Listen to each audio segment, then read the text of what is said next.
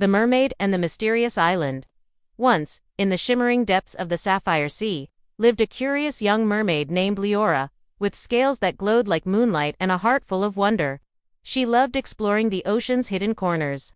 One evening, as she swam near the surface, she spotted something strange on the horizon, a faint, golden glow coming from an island she had never seen before.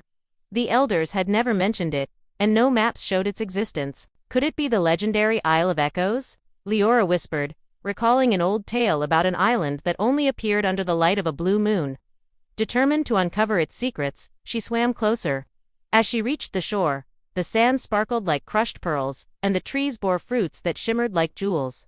But the most astonishing thing was the silence. No birds sang, no waves crashed loudly. Instead, the island seemed to hum with a soft, magical energy. Liora ventured deeper and found a crystal-clear pool at the island's center. When she dipped her tail into the water, ripples spread, and suddenly, whispers filled the air, voices of ancient merfolk, long forgotten. Only those who seek with a pure heart may hear the echoes of the past, the voices murmured. Liora listened closely and learned that the island was a sacred place where the ocean's memories were kept. Long ago, merfolk would come here to record their history in the waters, ensuring their stories would never fade. But over time, the island had vanished, forgotten by all but the oldest sea creatures. Realizing its importance, Liora vowed to protect the island's secret and share its wisdom with her people. She collected a single glowing seashell from the pool, one that carried the voices of the past, and returned home. When she showed the shell to the elders, they gasped in awe. "The Isle of Echoes is real," they exclaimed. From that day on, Liora became the keeper of lost stories, reminding everyone that the ocean's mysteries are endless and that curiosity and bravery can uncover the greatest treasures. With the glowing seashell in her hands, Liora became the storyteller of the Sapphire Sea. Every evening, merfolk young and old would gather around her as she let the shell's whispers fill the water with ancient tales of great underwater cities, forgotten shipwrecks, and even the origins of their own merfolk ancestors. But one night, as Liora held the shell, a new voice echoed from within, one that sent a shiver down her tail. "Beware! The shadow tide comes." The merfolk gasped. No one had heard of the shadow tide before. Liora pressed the shell closer, listening intently. The voice spoke again, faint but urgent. "When the moon turns crimson, the island will fade, unless the heart of the ocean is returned." The elders exchanged worried glances. "The heart of the ocean," one murmured. "That was lost centuries ago." Liora's curiosity burned brighter than ever. "What is the heart of the ocean?" she asked. An elder with a long silver beard sighed. "It is a luminous pearl, said to hold the balance between sea and sky. Without it, the island and perhaps even our own magic could vanish forever." Determined to save the Isle of Echoes, Liora set off on a new quest. The shell's whispers guided her to a trench deeper than any she had explored before, the abyss of forgotten tides. As she descended, the water grew colder, darker. Strange, glowing jellyfish pulsed like lanterns, and the ruins of an ancient temple loomed ahead. There, resting on a pedestal of coral, was the heart of the ocean, a pearl, radiating soft blue light. But before she could reach it, a shadowy figure emerged from the ruins, a guardian, half eel, half serpent, with glowing red eyes. "None may take the heart unless they prove their worth," it hissed. Liora's heart pounded, but she steadied herself. "I seek the heart to protect the Isle of Echoes and all who depend on its magic." The guardian coiled around the pedestal. "Then answer this.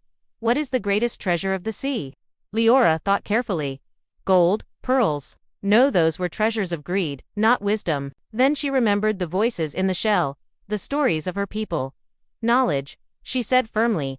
"The greatest treasure is the stories we preserve, the history we honor." The guardian's eyes softened. "Wisely spoken," it uncoiled, allowing her to take the heart.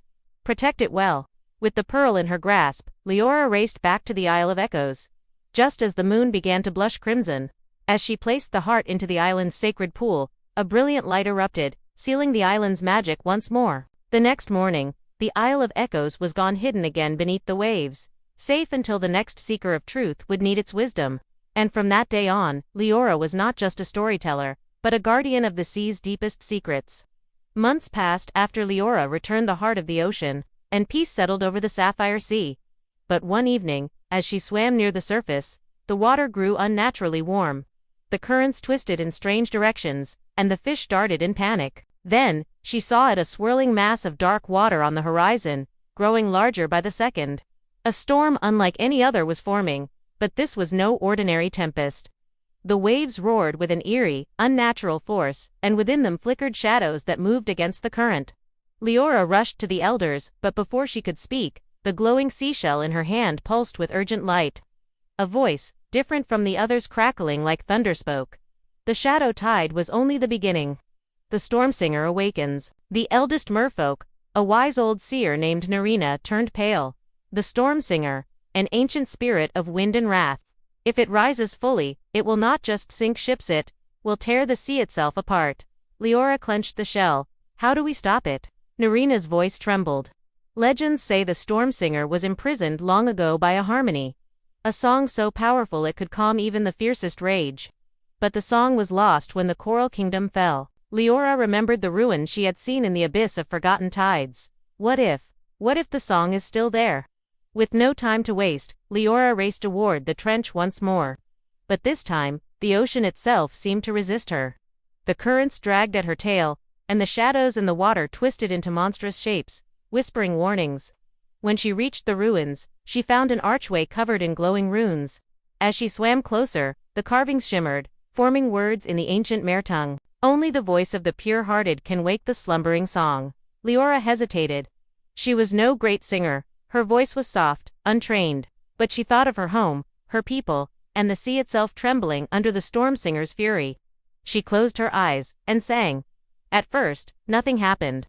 Then, slowly, the ruins began to glow.